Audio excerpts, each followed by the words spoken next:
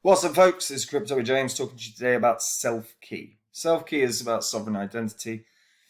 I do not like any of this. I'm going to talk about why. Maybe I go conspiratorial, maybe I go a bit full on, but I'm going to tell you my reservations, but I'm going to tell you why they're going to succeed.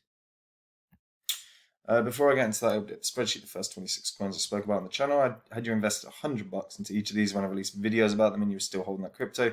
Green profit for around 8.5k. This at one point was well above 100k. This should be a reminder. Always take profits throughout every bull cycle. Profit taking is so damn key. And then I've been saying it for 7 months. Look, we're going to a recession. Markets are going to crash. Build the list of coins you're excited about. If you've been doing that, keep reviewing it. If you haven't, then you can come see the coins I'm buying up during the bear cycle. Bought a couple recently. Got a couple buy orders in for more. I'm going to continuously be buying throughout this bear cycle. So if you want to see the coins that I think can do these 20x gains, these 40x, these 100x, like I said with Phantom, and all you have to do is click the link in the description and check it out. All right, Selfkey. Selfkey is about sovereign identity. I'm not a fan. So look, the selling point that Selfkey talk about is the fact that the technology allows individuals, companies, exchanges, fintech, startups, and banks to manage identity data.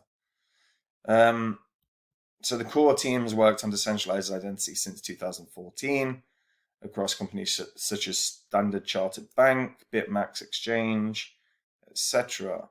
And the Selfkey wallet is a free open source non-custodial wallet that allows users to securely store and transmit both digital assets and their digital identity.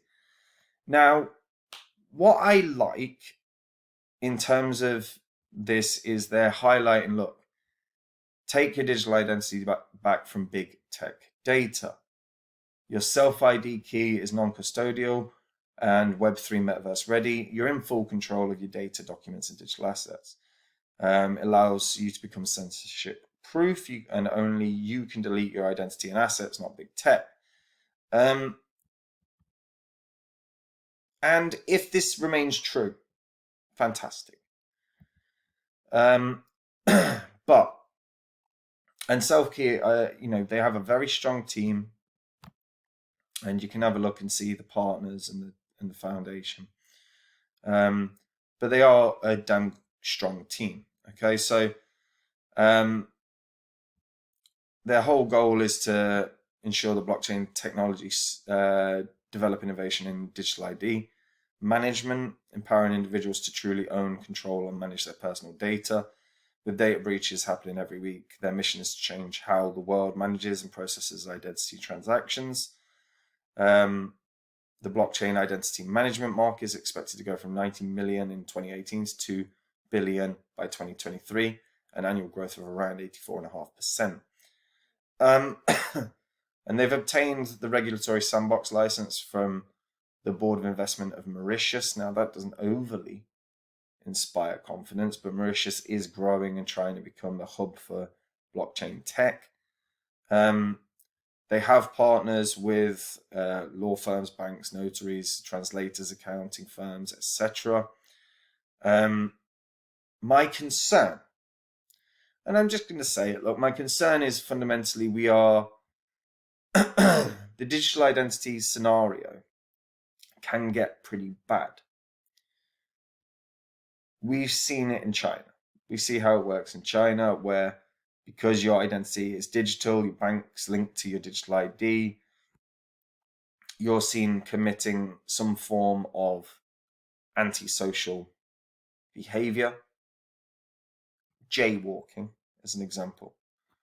And you can cross the road. If you're caught on camera jaywalking, then money is removed from your bank account because your digital ID is there. This social credit system that is in place in China.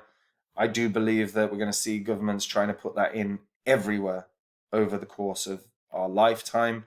And I think digital ID is effectively the facilitator for this. Now, it all sounds very conspiratorial to some people. To me, it's just the inevitability of it.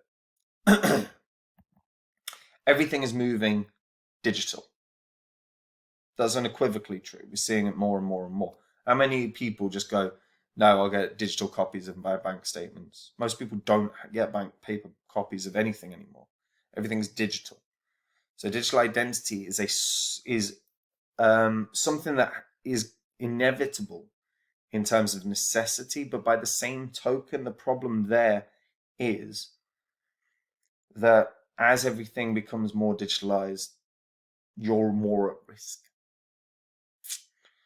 And I don't like digital ID, but I see that as an inevitability because it is what's going to be required from everyone, by banks, by all these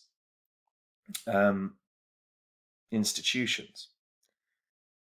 I don't even feel it's a necessary evil. I just think it's something we should avoid, but I think it's going to I think that the major institutions are going to necessitate the need for digital identity. And as a result, digital identity will be that sort of first step in the wrong direction from my perspective.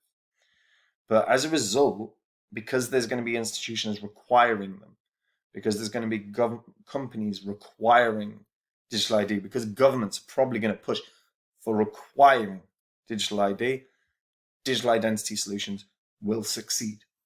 Selfkey is a good one. And I think they have the right ideological approach in terms of, trying to avoid big data, big tech from sort of screwing us. But I really do hate it. I really do hate it as a concept. Like I say, I feel it's a step in the wrong direction before we do lose our sovereignty. And I understand there's their premise is, look, this is our self-sovereign ID. This is you. This is you're in control. But we're in control until we're not. And that's always the way. Governments overreach. We see it all the time. Censorship is through the roof. Everything is sort of getting worse in that regard, in terms of how our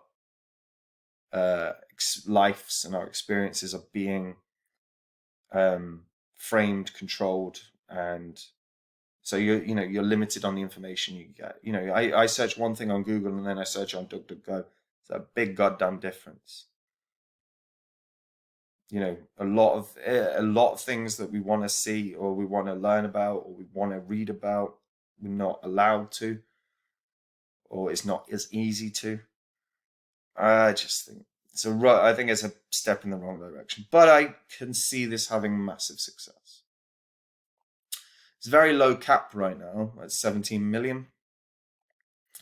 Now its all-time high was like 5 cents back when it originally launched in 2018, but it launched pretty much at the top of the market before the crash began. And it's reached about half that price. It reached 2.7 cents or thereabouts. So it's about 9 times away from its all-time high. And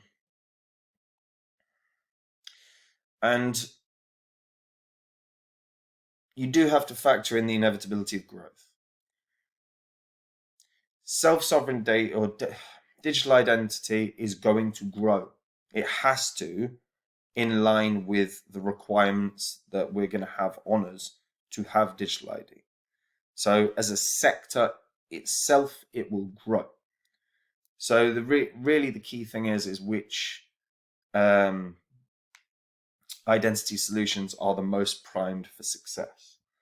And maybe Selfkey isn't, because there are ones like Ontology already around. I think Binance use Ontology ID. There are other identity solutions out there, but those that position themselves really, really well over the next year, before the next boom in the markets, before the next wave of it, excuse me, before the next wave of innovations, are going to have success. And Selfkey could be the one that could do that. Let me know what you guys think in the comments down below. Maybe I was going a bit bit wild on that. Let me know in the comments down below. Like the video, subscribe to the channel, hit that bell notification so you know when new content's coming out.